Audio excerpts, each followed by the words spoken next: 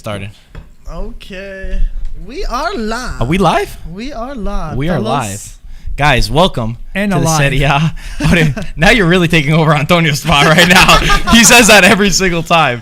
We just finished our live stream of Milan against Roma. A few moments ago. What a thriller for a Monday Night Football. That was not bad. 6 goals, 3-3, a draw. And we're going to have everybody's opinion on over here. We've got Ludovico for today's podcast. Ludovico, how you doing? Good. Everything good? Happy culture, everyone. Yeah, we Antonio is away. If you were watching the live stream, and we said he's got some personal matters to attend to, so he wouldn't be this week's podcast. But we've got a lot of action packed, and he was texting us during the match too. He was not so happy with the refereeing in Milan Roma. Well, it was one of those games that had all the ingredients, like one of those sparkling Monday nights. A game that did not annoy anyone. It had everything. It had great plays, great saves, opportunities, Penalties, the ref, the VAR, the drama that only in Italy they can create. That it could have been avoided. But I think at the end, the tie was the correct. I think overall it was the correct score. Oh, the Milan fans are gonna eat you up in the comments, Ludo. Yeah, I thought it was an entertainment game. I mean, there was a hand-to-hand action. At one time, they were going down. AC Milan was counter-attacking 4 against 3. They would lose the ball and they would go the other way, 4 against 4, and then they would lose the ball. So up and down, the team got very, very long. That means that the sweeper and the center forward, there was a lot of space in between. Usually the teams, you like to try to keep them close between the sweeper and between the sweeper and so that there's not that much room to play. Once you make the field bigger, then there's a lot of room to play in the midfield. I thought that there were not penalties, both of them. There were not penalties. I don't understand why doesn't the referee go and check it out, I mean, for yourself. I know sometimes the referee might say, okay, I saw everything. It is clear to me. It's a penalty. And he doesn't want to say, but what does it take? 10 seconds. You know, 20 seconds. Just go there and go look at it just to make sure you have an instrument that can use properly. They can be used. You got a video there. So what? You make there's players that get yellow cards because of that. There's players screaming, "Oh, go there! Just go there fast. Take a look at it." And definitely, the second one was not a penalty, but I think it was a make-up call for the first one because he screwed up on the first one. So if you take away the penalties, it's still a draw. It's still a draw, 2-2. which at the end, I mean, I said that AC Milan, every time they went down, they were dangerous. Leao on the left side, he was going down the left side with no problem. The player Cardov was not able to stop him. The only way you could stop him is with a foul. So very entertaining game. I liked it. I think he was the best on the field, Leao. Yeah, Hands He was down. great. 2 assists. he was very good. We were having some debate whether who was better, him or Zlatan. So Right. we were going back and forth. Zlatan, for the overall player and what he does to this team, to this young team. And Mirante, he made some unbelievable save for Roma. So very nice game. Roma defensively, I think, needs to improve, especially on the set plays. Like there was 2 corner kicks in a row, and I felt that the marking was not solid, and 2 great opportunities. Romagnoli, the 95th minute. I mean, that was a center corner kick, and he was right in the center of the goal. That should have been in. And even the error that not an error. He tried to kick the ball out. Zlatan on the on the corner kick. Roma defender Kumbula tied, and they just basically went over his foot. Yeah, it was an assist. It was an assist. That's right. Roma, the defender. Nice game to watch. And the other assist was from the goalkeeper on the first goal for Roma. I mean, he came out and he missed the ball totally, and Zdeco put it in. I feel like that Milan has that great approach. 2 goals scored the first 2 minutes First goal the at the beginning of the match, And and, the then the second half. second goal, Yeah. the first 2 minutes. So I feel that the approach and what's being said in the locker room is correct. It does have some power. So they come out and they really They're fire in the eyes. and they scored both times. Maybe Milan had those couple of opportunities, but I felt overall the way the game was played, I felt the tie was a correct score based on what we saw, the overall picture. I thought Milan played better, to be honest. I thought they had better clear-cut chances, and they were pretty unlucky to not score. I definitely agree with everybody that both of them were not penalty kicks. I mean, the Milan one that I was watching, I could not believe that Giacomelli caught that. He was not having a good night, the referee. And the same one, I agree with you, it's a make-up call. I think that if Milan were a little bit unlucky too, because if Donnarumma was there, I mean, clearly they would have won the match. Yeah. Tatarusanu screwed up the first goal for sure. Even the penalty, I don't know, he fumbled that ball that led to the penalty kick. I thought he could have done better saving that. Yeah, I so agree. for sure, in my opinion at least, I thought Milan played a really good game. Milan are still in first place. Milan are still undefeated. But great match from both sides. Credit to Roma for getting back into this. And we had an exciting game. For a neutral, if you were neutral watching this, you really enjoyed your Monday night. You will not be annoyed. You will not fall asleep. It was an entertaining match. Absolutely. I think both sides kind of felt hard done, both Milan fans and Roma fans. So in the end, maybe you could say a draw. For me, I thought Milan were a little bit better and they could have taken advantage of their chances. And Romagnoli at the end nearly scored. he could have got the I want to win. remind everybody too, everybody watching live, we appreciate you guys watching live. Make sure you hit that like button if you're watching on YouTube and subscribe if you are new. We also have a podcast dropping tomorrow with TikTok star Mattia Polibio, who we recorded a podcast with. He's a big Calcio fan. So that will be coming out tomorrow. So lots of content coming soon. And we also have to talk about our rankings, our classifica of who guessed the most points right as we go into this. Ludovico, I was telling you before, I think we need to add you into this 100%. to get your... So what we do is this. I'll explain to you and to everybody that's watching in case you don't know. Every week, we go through all 10 games and we give a score for it. Okay. If you get who wins correct, who wins or ties, whatever that is, you get 1 point. If you get the exact score, you get 1 additional bonus point. So that's how it works. We send the message early on. I'm going to look at our nice Google Doc that I made of everybody. Look, Ludo, it's nice and organized over here. Okay. So It looks like the old-fashioned Toto Calcio. I remember the Toto Calcio back in the day when you had a guest. Right, Schedina. The Schedina. Yeah, and that when I was telling them, we used to put either win, tie, or lose. 1 X or 2. Two. Here, it's for the score. The exact score. you give it's just an extra point if you get. You could bet on anything. On yellow cards, you can bet on. I would love to make this like on our website or something that everybody could challenge each other and we have one big ranking. I think it would be fun. But anyway, after round 5, this is how it stands. First of all, guess in the comment section right now. Who do you think is in first and who do you think is in last? I need 2 names. There's me, Peter, Gaetano, Antonio, Michael. Who's first? Who's last? Ludo, I'll ask you that question first. Who do you think is in first with the most points? Well, I would say based on how Milan has been playing, probably Antonio with AC Milan. Okay, and who would be in last? Would you guess? Gaetano with Juventus. Well, you're wrong about both. I will tell you. I'm going to read off the ranking right now. Boy. Tied in first is Gaetano and Peter with 15 points. 15 points.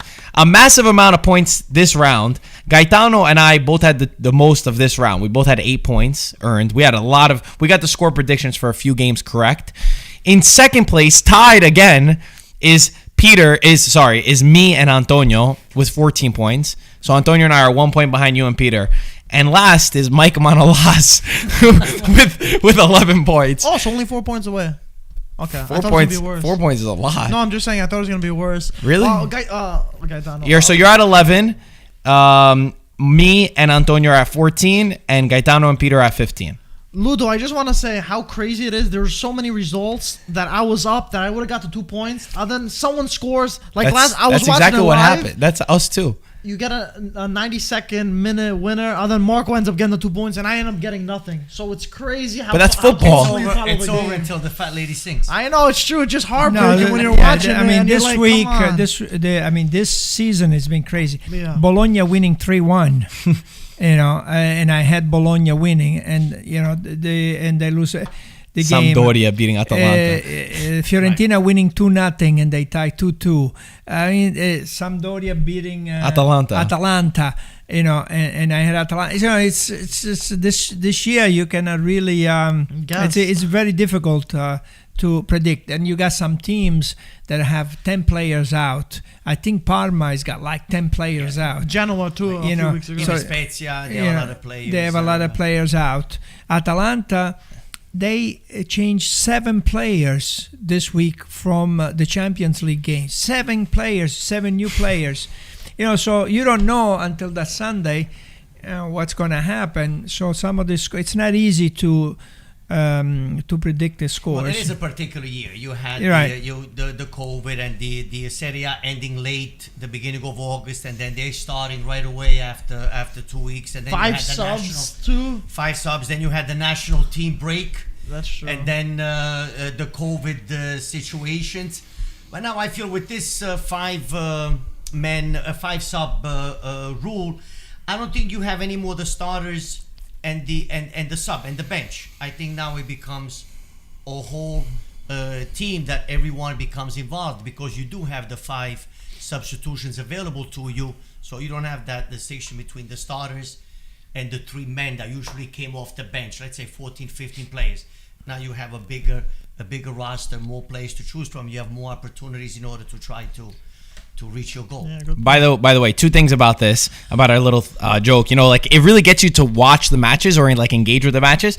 So Michael, this week I've been messing with him so much because he is so serious about getting these scores correct. Like, he'll watch the game. Like, I'm kind of like in the background, I'm doing stuff. Mike's like, I gotta watch this game because it's gonna help my result. So he was watching Lazio Bologna, and it was 2-0 the entire match, and he was glued to the screen. I had 2-0. He had 2-0, right? I would have got 2 points. So I had 2-1. Right? Well, so I was begging for Bologna, but I was in the background. I said, or whatever, it's probably going to be 2-0. Is there a bet at the beginning of the season? No, we don't have a bet. We should make a bet. Yeah. You're right. But either way, so Michael was watching, and I think Bologna scored in like the 93rd minute.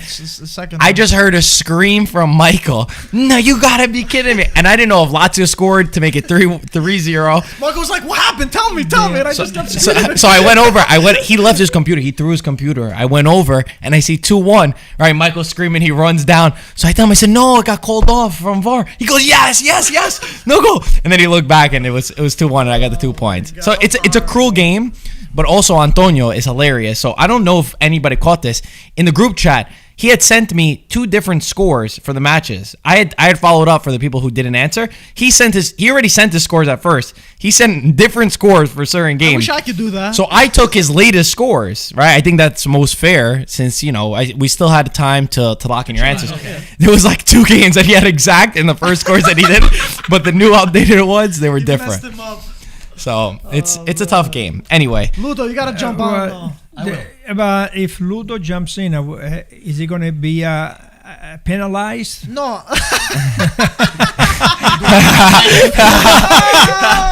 I like that one, Gaetano. I start -4. No. We'll jump you in and see at the end how much you're off, and we'll see how. Maybe you'll be first. Who knows? It's only 10 points average of how much we have. So let's go to Napoli's game against Benevento. We'll start with Napoli. 2 Insignes on the score sheet. First time in since Cannavaro, right? In Serie A history that they scored the same game, if I'm not mistaken, in Serie A. Well, it was Insigne, Roberto, that got the captain really going and got Napoli involved, and they went into the next gear, and then of course the changes from the bench, they made the difference. But the rhythm, the first half, the Napoli lacked that rhythm. It felt like it was a sleepy game. The rhythms were very low, and it looked like it seemed like we were playing against the Europa League game on Thursday, where you had no alternatives. I don't think Osimhen had a great game. But I think Insigne got the team motivated to come back and score. But then the second half, things turned around, and then with the right changes, Napoli was able to win the game. But a nice round of applause to Benevento, who always comes out and play. And if Napoli at the end, they were really happy for the win. It's also a credit to the Benevento team that wants, I believe, to play like a Sassuolo type of soccer and not just to park the bus. They want to be able to play and propose that enjoyable soccer to watch, and they're doing a great job, and I'm really happy for them. It's crazy because for that one it ended 2-1, and I had 3-1. If Manolas's header didn't hit the post a couple inches lower, I would have got an extra point. So it just goes to show how crazy this game is. He's gonna bring this up the entire time. Every game. I'm just saying. If this just would have happened. Well, I just feel also that Gattuso needs to work on the alternatives. Okay, we have this 4-2-3-1. Napoli looks balanced. A lot of players on the other half of the field attacking. 8 different players from Napoli have scored so far, which is a great result. You don't rely on one player. Right. Yeah. There's different players that can score, but I feel that we lack a little bit of the alternatives when things do not go well. That Osimhen is not is being marked very closely, or Mertens doesn't have a lot of space to move, or maybe Lozano is not having a great game. That you need to find those alternatives in order to win those games. And I felt that Benevento the first half and the Europa League, Napoli did not have those did not find those alternatives. Insigne also, Lorenzo Insigne, he surpassed Higuain in the goal scoring rank of Napoli, scored his 92nd goal for Napoli, so he sits alone as Napoli's 9th highest goal scorer, only 4 goals from Careca.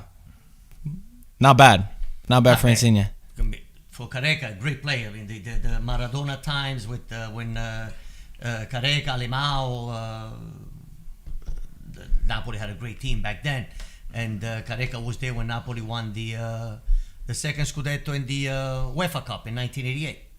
And Bakayoko's also been really good for Napoli. I feel like obviously him and Gattuso had a very close relationship, a very strong bond. Right. There were some question marks. People didn't really, at Milan there were some people saying that Bakayoko wasn't talented enough or wasn't good enough for their midfield, but he's been great at Napoli. Yes, he has that balance, but I feel at this time, I feel we really do miss Zielinski, because Zielinski, prior to testing positive, he was having a great season. He was, yeah. Penetrating the midfield, penetrating the box, taking on the man 1v1. Lozano did not have a good game, but Politano made the difference when he came in, and he really, he changed the game. But hopefully with Zielinski coming back now, we have a tough game on Thursday, and then we'll play Sassuolo on Sunday, a team that's going to face you, that's not going to come to Napoli and play defense and park the bus. They will attack you. They play good football. So it should be an enjoyable game on Sunday to watch against Sassuolo. But we need alternatives. We cannot just rely on Osimhen and him doing the work and finding the space or trying to score. But I'm happy that 8 men have scored so far. 8 different players have scored so far. That's good. That's fair enough. We won't go to Juve yet. I know that one's gonna probably take us. I want Gaetano's opinion on. What do you think? No, I like Napoli. I took him at the beginning of the season for the top 4, so I put him on the top 4, which not a lot of the other. Nobody here put. Nobody else put him in the top 4. One other person? No, I think he's the only person in the top 4. So I like Napoli. I like Gattuso. I think that they're gonna follow Gattuso and his leadership. I think they're listening to him, and whatever he's selling, they're buying. So I think that it's a nice team to watch. But my question to you is, are they ready for the Scudetto to win it all this year? Oh boy. Based on what we have been talking about, it has been a balanced season where no one so far has taken off. I mean, all the teams are very close and reachable. One to another. Again, nobody knows if this season will ever if it will come to an end because of this COVID. A lot of players and things that are happening right now in Italy, where all these positives, thousands and thousands, businesses closing down again, amateur sports and businesses. So we don't know, but right now there is that balance. There's a lot of games, and I feel that the team that has the longest reliable bench, that if everyone remains healthy and concentrated, and this Juventus team that it's in construction mode, I feel on paper Napoli is still behind Juventus and Inter. That's my opinion on paper. And Milan slightly below Napoli, I feel. Ooh. But anything can happen at this point. Why not? If everyone stays healthy, I think we have a very good shot this year. I knew he said it last time, so I knew about Inter what you just said too, because that was on my mind. I know people are going crazy about Inter, that they're not doing as great as some would say. They won 2-0 against Genoa. No, what's it? Genoa. Yeah. Yes, Genoa. Yeah. Okay, well, they didn't get any goals this week, which is you're right. positive, 2-0. Yeah. Made me question myself. I was over thinking that. Napoli against Genoa. That's what I was thinking. The No, 6-0. 2-0 against Genoa. And I know a lot of the people were saying, how obviously Inter's not in first place and Milan's in first place, that Conte's under a little bit of pressure. And also, Conte's demeanor has been very different in the press conferences, too. I don't know if anybody's noticed. He's more tame, right? Or anybody's watched. Yeah, he's very tame. I don't know. Maybe I don't know what's happening. Yeah, Marotta injection. Right in the brain. Something definitely went on, because I've never really seen the side of Antonio Conte. So there's been a lot talked about, but I think that Inter's also been struck with a lot of difficulty. There's certain teams, and I think we'll see this. There's going to be a lot of shifts in teams. Certain players are going to get COVID, and you're going to be out a player. Look at Milan for this one. A couple hours before the match, you find out that your starting goalkeeper is going to be out. So I think the team that will go on to win is going to be the team that can deal with these problems on the fly and be able to adjust to them right away, which they're not easy problems for anybody to adjust to, but they'll be the teams that can not get caught up on them as much. And also, the tides will turn. Ronaldo gets COVID now. It means that he's not going to get it in May or in June in the later stages. So I think Inter's been struck with that, and I think that we're still yet to see the great Inter that we will see. For sure. I don't know. That's my opinion. Slow start. I'm seeing a lot of negativity around the team, that they're not really Scudetto challengers. I don't agree. I don't know if the Serie A has got the bubble. I'm not sure, but they don't have it, right? we're not- But we're not the a way bubble. they did it here with a couple of the teams that did it, MLS did it. So what they did is they stayed in the same hotel. Everybody stayed in the same hotel, and then they had everybody tested for COVID, from the cook to the guy bringing the mail. Everybody that went inside the hotel was tested, and you had to be negative, otherwise you won't be able to go inside the hotel. So the team stayed in this bubble, and anybody that they came in contact with was negative COVID.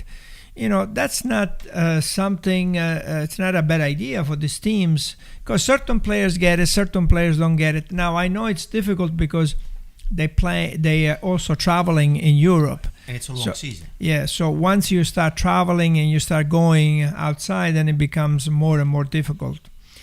But we want Serie A we want soccer to football to stop, to stay. We don't want it to stop. So they need to come up with something where if they could stay and try maybe stay together. And I don't know. No international break, you're saying? Well, that's for sure.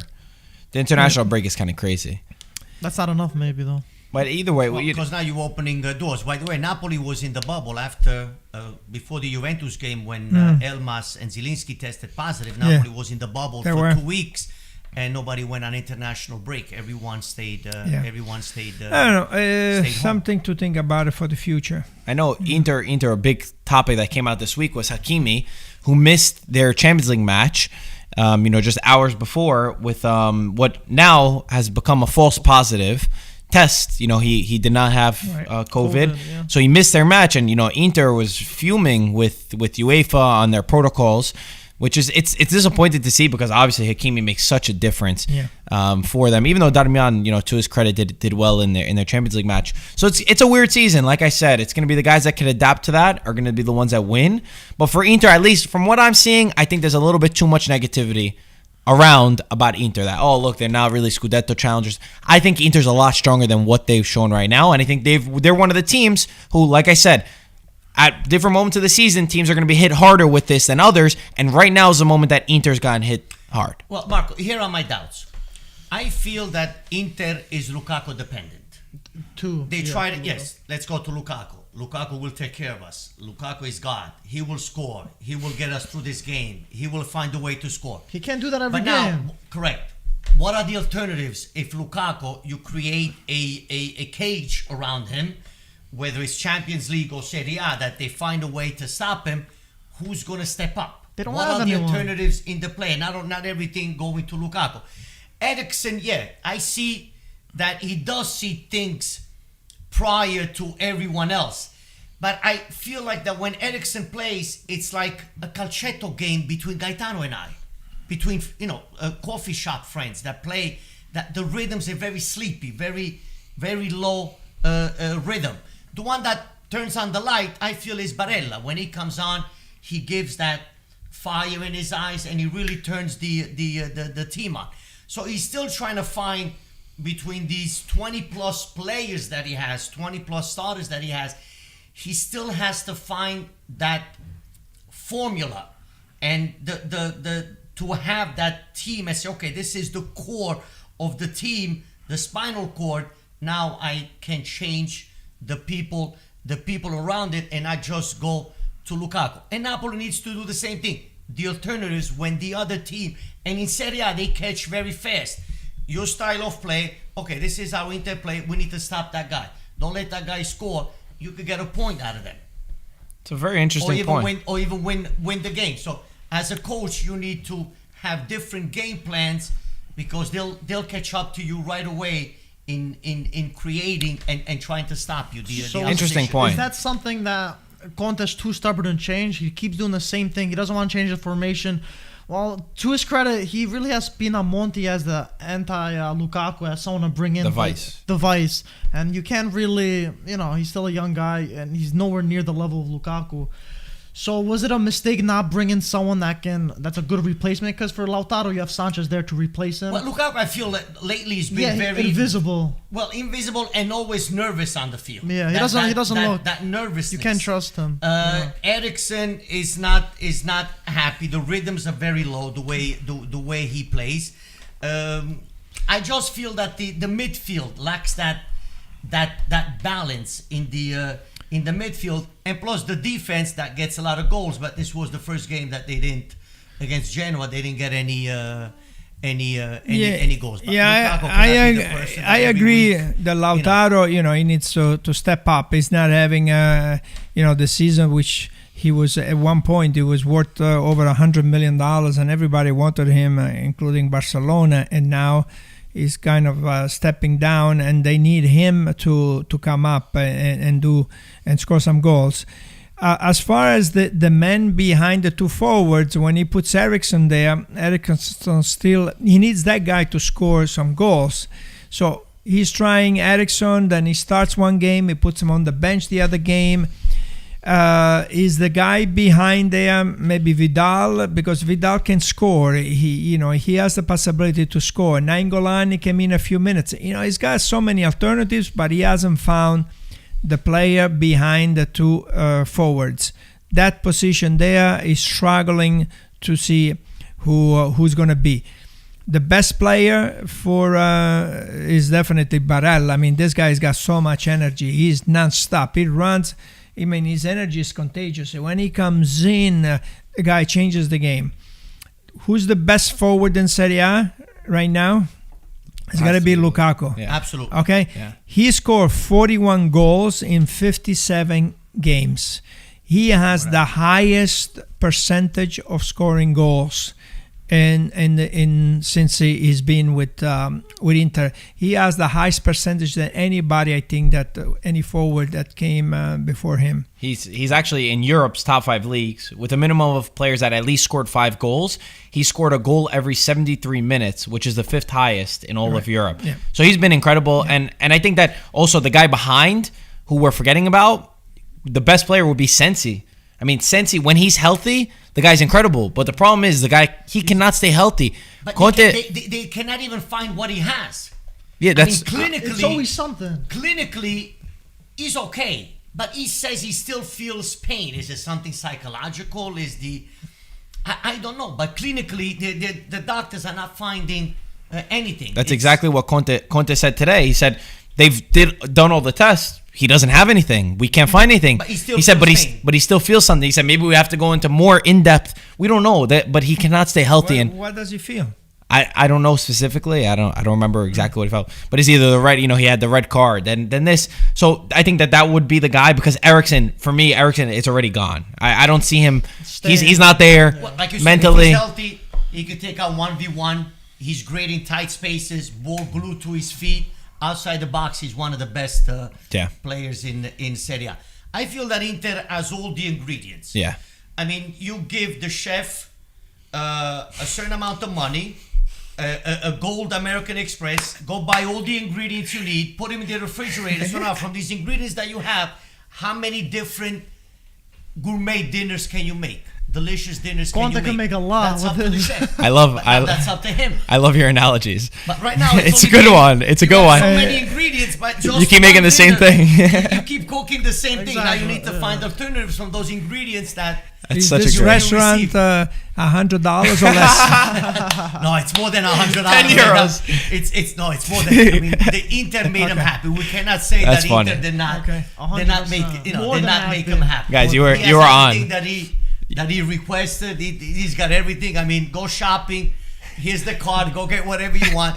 But now, what are you doing with these ingredients? Now, it's your job. I'm paying you $12 million a year to figure it out. Cook delicious dinners from and these this guy's ingredients. microwaving the food while he's getting all these ingredients. Yeah, that was underrated. That was underrated from both of you.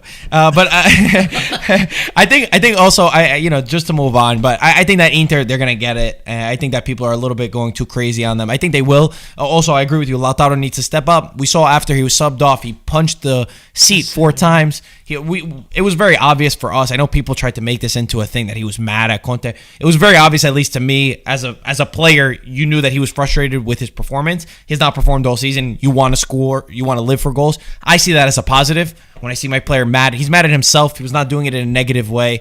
Very clear. I know people tried to make that a story. It's not easy to make everyone happy in the locker room. Let's hope he doesn't lose the control of the locker room. He must step up. I agree with you. Too Lukaku dependent. Lautaro must step up. Let's talk about Juventus. Talking about dependency. 1-1 against Hellas Verona. The only person to predict this right, by the way, was Peter. Exactly. 1-1, and then after when he said, I studied both teams. I knew that it was going to be a 1-1, which is such a lie. Yeah, he got so lucky that this was it. Another one where I think that the pressure is starting to mount on Pirlo. I know that a lot of Juventus fans, this was the turning point for a lot of them, where I saw rage, red in the eyes of every Juventus fan that wants blood, that wants to kill every player. For me, I was not that surprised, to be honest with you. It's stuff that I know in the beginning of the season, I was very heavily criticized for saying that you're going to have these slip-ups with Pirlo. I was very criticized 18 months ago when I said Bernardeschi is not a player, and now people are starting to realize that Bernardeschi is not. How many chances can you give the guy? People wanted to overrate him because he's Italian and because they still wanted to believe, but I've never seen anything in him. But Juventus, lackluster, only started playing. In my opinion, they were too reactive. I saw them start playing after Verona scored. I see the team. I said, this is the team that you need on display. It was hunger. The last 20, 30 minutes, they were dying to score a goal. Kulusevski came in. What a brilliant player he's been. Best player for Juventus after Ronaldo is Kulusevski, without a doubt. Really helped change the match. I just love everything about him. I think you need more of that inside the team. But for the rest of them, I think that people lost their heads a little bit too much. I think Juventus were also really unlucky in the game. They hit the post twice. Yeah. Morata was offsides because of his toenail. So then you get that win, and then everybody will say, "Oh yeah, Pirlo got this." So I wouldn't go too crazy. The only thing for me it's very obvious. I expected this to happen, so maybe that's why I'm not as crazy. But I think Juventus have also been a little bit unlucky. If things went their way, they would have gotten the 3 points. But all credit to Verona, because Verona also play a nice style of football. Mm-hmm. What did you think about the match? Well, now it's 5 games, and so now the fans are starting to criticize Pirlo and saying, hey, what's going on here? It seems like Juventus plays better when they are under 1 goal, and then or they play with 10 players. This is when their best soccer comes in, even when they are with 10 players or when they go under 1-0. I mean, with Crotone, with when Chiesa got the red card, then they started playing. So is this a mental?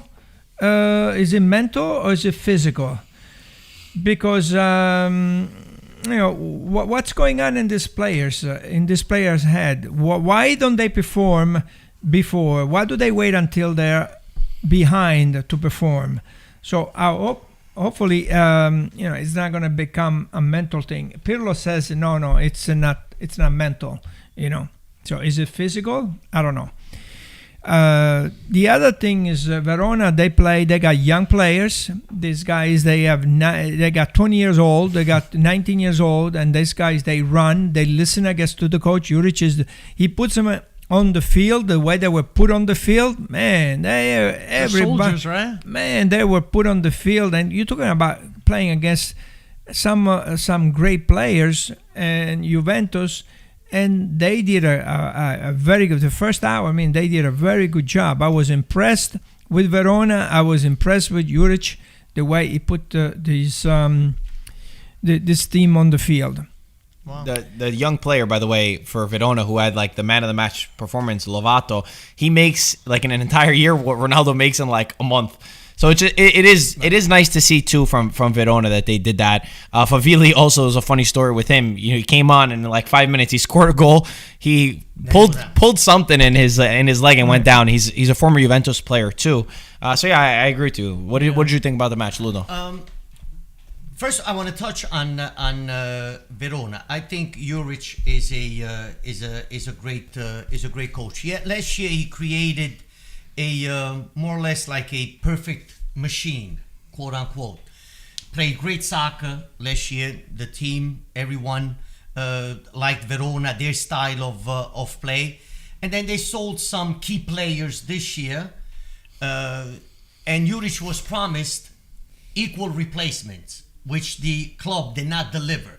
So he had to start from scratch again, reinventing the wheel and bringing some players up to speed. And after 3-4 games, he is starting, and we are now beginning to see the Verona of last year when they had Amrabat and other players that were sold. So hats off to Juric, a good coach, and I hope one day he will have the opportunity to make it to the next level and actually coach a team that can play for something like for third, fourth spot in Champions League, or maybe Roma, maybe. Yes, Fiorentina. Even. I think he deserves, just like De Zerbi does. On Juventus, there's a lot of factors to take here into consideration. Like we said last week, Juventus currently is a construction site. There's a team that's under construction. Sarri last year did much better than Pirlo this year. We were talking about this before. Juventus only 6 points on the field the first 4 games. The other 3 points were the Juventus-Napoli game. Sarri last year had, I believe, 13 points compared to the 9 of Pirlo this year. And I believe Sarri last year beat also Inter, I believe, the first few weeks at home in Milano. So I feel that Pirlo is not being criticized that much. Maybe it's Juventus style not to criticize former players that become coaches of Juventus. But there's a lot of factors. Let's start with Dybala. Dybala not in shape. Has been out for a few weeks, antibiotics, and then the COVID issue. So he hasn't been himself. The Bernardeschi, I feel that Rabiot and Artur are too predictable in the midfield. And Morata is playing great football as a center forward. I liked him the way he moves as center forward. But now what happens when Ronaldo comes in? Where he's going to move to the side, because Ronaldo cannot play the wing. He has to play the middle. So now where do you move Morata? Now his movements are going to be less than what he's doing now. Cuadrado is playing great. Bernardeschi, I think it's time to go. Too many chances. So Pirlo has to find the right formula. Once he has everyone 100%, and Dybala comes back, and he has those alternatives. But I think the midfield is where Juventus is lacking big time. Which we've all on this podcast we've been very adamant. Yeah, I agree. I mean, Arthur, I was expecting much more than him. He played It's in still front, early. Come on. He played in front of the it's early. defense. No, but he's good. He's good. Arthur is but good. I didn't see. I mean, a lot of times I see Bonucci getting the ball and Bonucci making that long ball. You know, he should be the one taking the ball from. You remember when Pirlo was in front of the? He got all the balls and he made the passes But and it's he so made the such a long different ball and the situation. short ball and he changed it and he turned. You know, sometimes Arthur goes around and around himself, and I mean, I expect more than what he's been doing now. Now, as far as Dybala is concerned, Dybala has been out for 80 days. So I think he was out for 80 days. So now he's coming back. I mean, we all know that he is a talent player. He's a great player, but he's not the champion that I expected after Messi, Ronaldo. Allegri said it should be Neymar and Dybala. He's not at that level yet. I mean, and he's what, 26, 27? Yeah. So, I mean, now you need to make that big step and you need to prove yourself. To prove yourself. You know, I feel like he's living in the shadow of Ronaldo in Juventus and the shadow of Messi with Argentina. Hey, now you need to prove to everybody, hey, that you belong there. What happens when Ronaldo comes back? What happens when Chiesa comes back? What happens when Kulusevski, he was on the bench? Kulusevski was on the bench in this game. So now let's put Chiesa, Ronaldo, Morata, Quadrado, and Dybala. And Kulusevski. Where's Dybala going to play? Yeah, it's very hard for him. So much competition. I mean, you should not, when you think of Dybala, you think that he could start for any team, right? I don't know where he's going to play. Because if Ronaldo starts on the left and Morata starts in the middle, where's Dybala going to play? On the right? That might be too offensive if you got Chiesa, Quadrado, and Kulusevski. And what are you going to do with Kulusevski? Leave him on the bench? I mean, Kulusevski, this kid is fantastic. He's very good. I think Ronaldo can play on the wings. The kid is 20 years old. The kid is fantastic. If you put Ronaldo in the center forward, you're gonna have to convince him. Hey, you're getting older, maybe stay in the center forward, and then Morata, you're gonna have to take him out and put Dybala on one side, Chiesa on the other side, and where you put Kulusevski. I mean, he's got a lot of figuring out to do. And I don't think his ideas are really clear. And you were talking about Juric, that he had a lot of these new players. But it seems like his head is clear, or his message is very clear to these young people, and these young people are listening to him because the way they were played, I was impressed. But let's not forget also, I'm sorry, that Pirlo did give opportunities to some young players that we never heard before. Yeah. He did give opportunities, so he does believe in these young players that Juventus is giving him the opportunity. No, that's fine, but and the chance is okay. It's a transitional year. Let's build something in-house and not just grab a player from there because he's a free agent and all that. On paper, Juventus has a great team. Best individual players in Serie A that can win any game at any time. Right, but it's with not anyone that comes off the bench who's currently on the way he puts him on the field is not clear right now. Yeah. What do you think? I think you guys are a little bit over. I think you're right, but I don't think that you could compare him to Juric. I don't think you could compare him to Sarri. I was not expecting anything. This is what Pirlo's done is exactly what I've expected from a guy who's never coached a team before.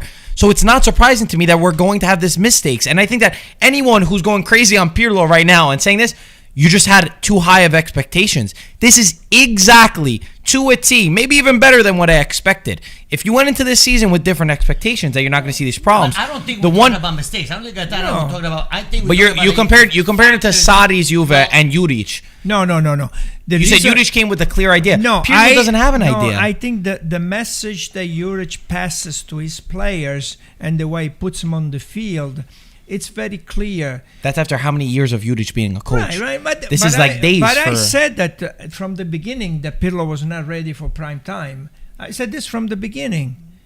Okay, because he has no experience as a coach, and everybody said, "Well, he's the maestro. He's going to do well. He's going to." Now, the way he puts the team on the field, it's not balanced team. It's not at all. It's not It's balanced. not at all. That's what I'm trying to say. Try to put a I balanced agree with that. team on the field, and when Dybala comes back and is in shape, and when Ronaldo comes back and is in shape, he's going to have a problem to fit all these people there and let them play. That's also partly Paratici's fault too. It's the management. They bought like 5 of the same player, Chiesa, Kulusevski, all guys that they could have been allocated in other areas like the midfield, where you bought a lot of the same guys, which puts something in a hard position. Couple things about Dybala. Number one, I think it's the way that some people have talked about Dybala. He's used as a scapegoat. I think people expect this incredible stuff from Dybala. I can name like 9 other players who have been playing worse than what Dybala has done, and everybody's going crazy on Dybala. I don't see as insane as everybody is. I think that Dybala is an incredible player who needs to be put in the right position, and he will take that lead for Juventus. That's one thing. 2, I was thinking about your point yesterday, with the smartest coaches and what they've done to transition getting teams. And I think that this is the only screw up that Pirlo's done right now, which I'm disappointed in. It's when Allegri, you brought this up, this is your point. When Allegri took over for Conte, he knew he had very little preseason. He took over in mid-July. He had maybe a month. Pirlo took over with no preseason. He should not have done this radical change to a 3-4-1-2, 3-4-3. I don't know what the formation is at times. Right. Where he's trying to throw everything at the kitchen saying, I got these ideas. He should have been smarter in realizing the team is winning 4-3. The team won 9 times in a row. Right. Leave the formation as it is right now because I can't implement my ideas. Stay with what Sarri's doing and then slowly adjust. I agree with that. You said it. No, this is your point. He's not right now. It's not clear. He's in his head. That's the one big mistake I think from Pirlo. I think he should have, like Allegri did. Allegri left Conte's style. He said, I'm not going to change everything, and it's too much of a shock to the system. I think he should have slowly implemented his team, and then you say, okay, you know what? Let's try with the 3-man. Either way, there's a lot of stuff that you could take from this, but I think that everyone needs to manage their expectations a little bit better. And also, one last shout out to Demiral, who's a fantastic player. I love Demiral. I love everything that he stands for. He's doing a good job. He's everything that Rugani never became. An aggressive player that's also smart. He plays for the jersey. I'm very happy that Juventus kept him. Him and De Ligt are the future for Juventus in the center backs. They have to be. De Ligt missing, Ronaldo missing, of course, and Alexandro. That's true. Also, those are players that Chiellini. can give a lot to the formation. But I'm not criticizing Pirlo. I think he deserves a chance. Juventus is giving him a chance. Juventus is not expecting the moon and the stars. And a lot of factors have been going against them this beginning of the season. The COVID, the national break, players being out of shape. He has to give that identity, his own identity, to that team. And it's going to take a little bit of time. Okay. Mike had a very good question that you asked during the live stream. But we have a donation here that talks about this, and it's from David. He said, hey guys, I wouldn't be too hung up on the points talking about Juve.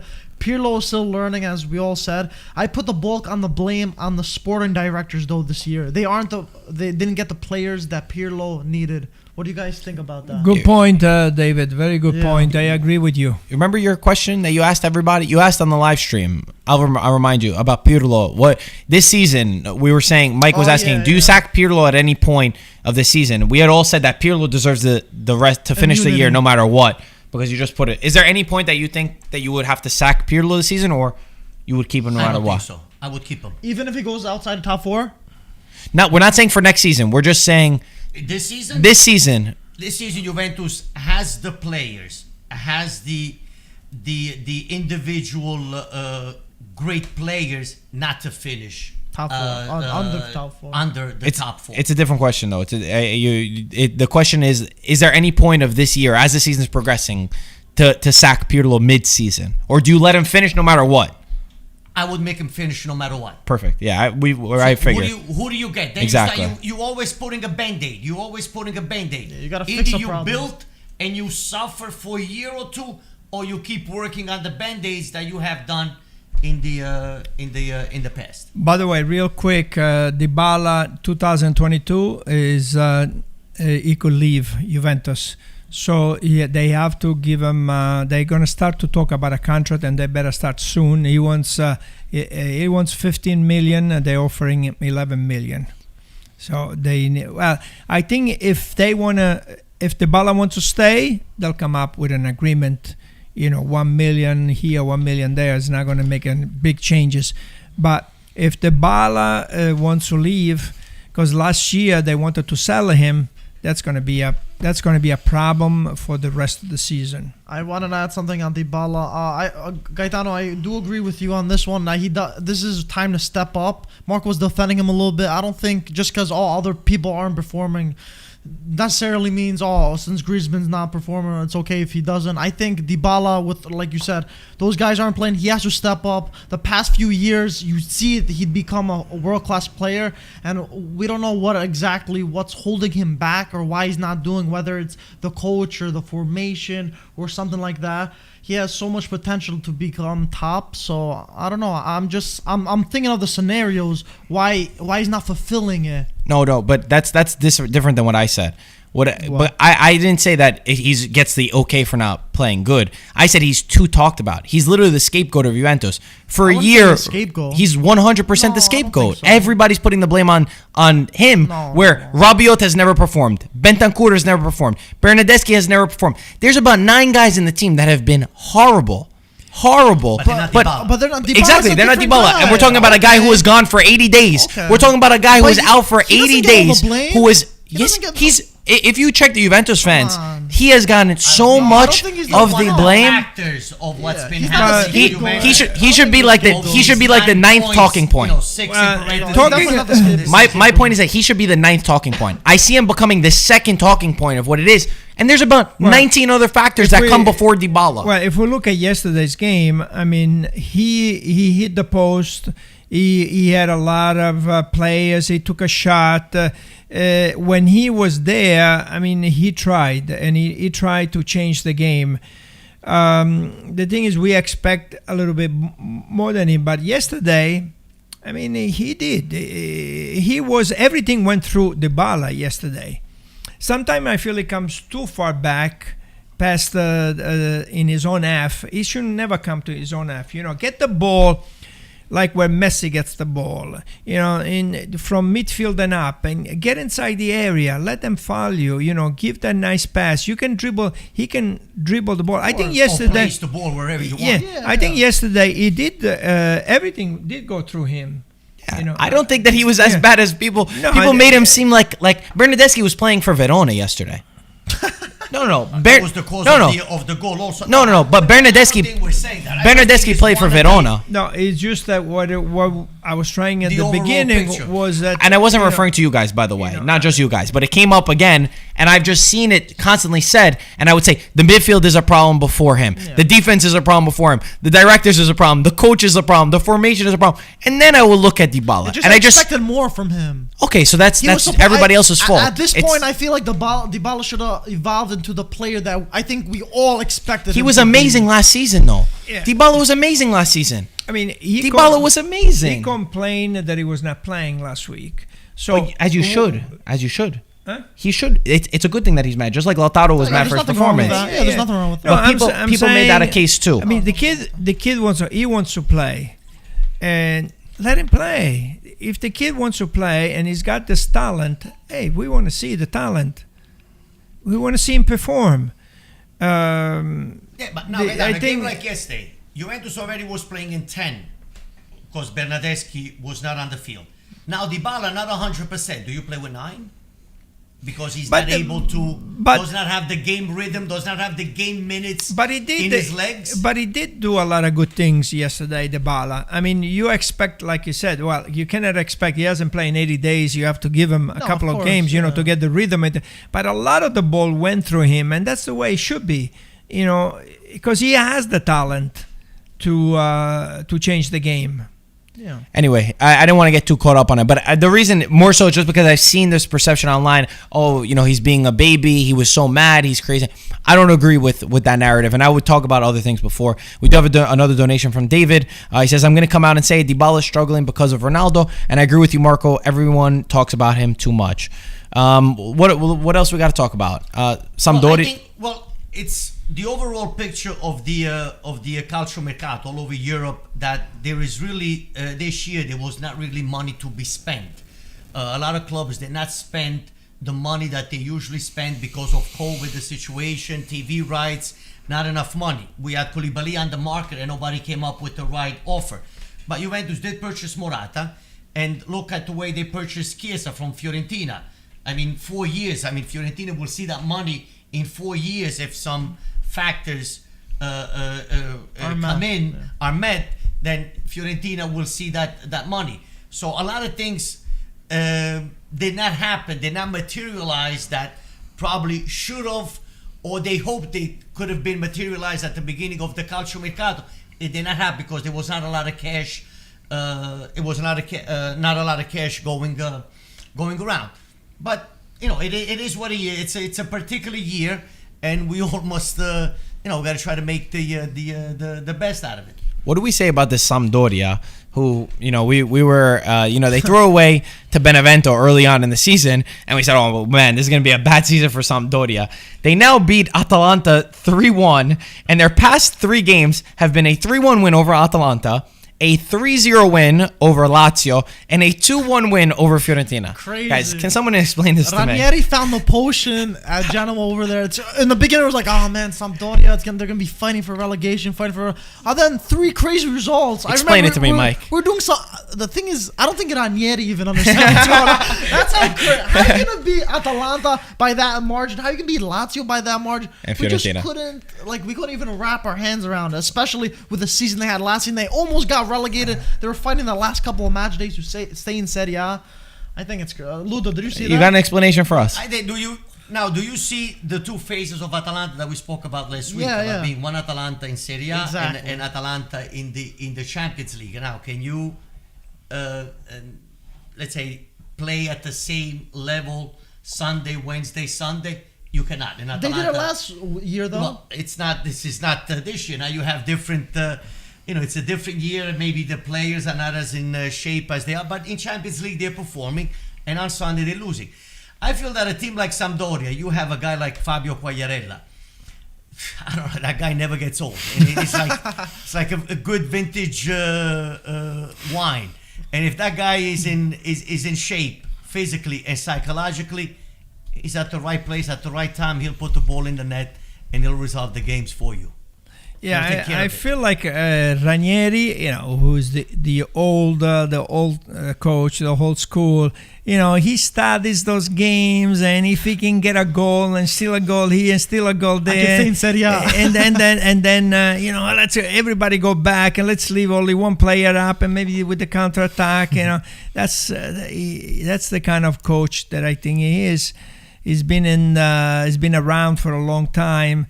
And you get a couple of wins like that. The momentum. Yeah, you get that momentum going, and maybe you can do. If you start losing it, then forget it.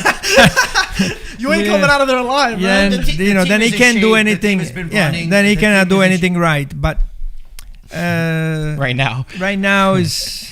9 points. Well, I feel in those that 3 games. A guy like Quagliarella, he gets 1 chance, he'll put it in. He'll get 2 chances, he'll put at least 1 in. And you got Candreva on the wing too, who's a Yes, that fantastic was a great- player. that was a great, Huge- For them, it's signing. good. For them, it's that good. was a great signing. Yeah, 100%. That was a great signing. The other matches that we didn't talk about: Lazio 2-1 over Bologna, Cagliari beat Crotone 4-2, Parma and Spezia 2-2, Fiorentina 3-2 over Udinese. Anybody want to touch on any of these games? Lazio, what a great goal by Luis Alberto. Wow. Man, he stole the ball in midfield. He went through, got a beautiful shot.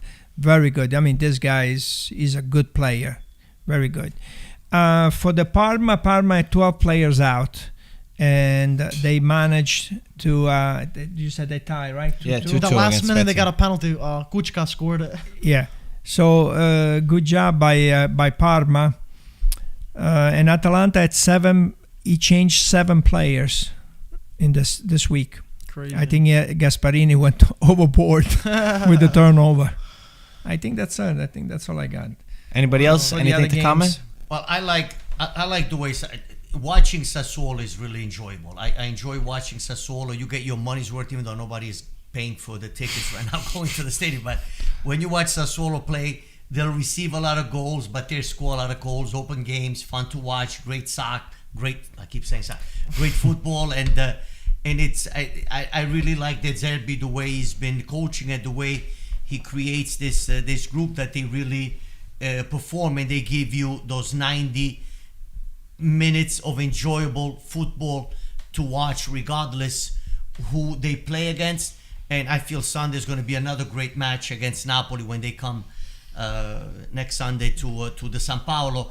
I feel it's going to be another high scoring match between these two teams that if they're in the right Sunday, both can play enjoyable football. The thing I like about Sassuolo too, I was talking about it last week, is they don't care who the opponent is. The Zerbi will always play football, like you were saying, concede a lot but score. They remind me of like Atalanta 2.0 on this. You can never count.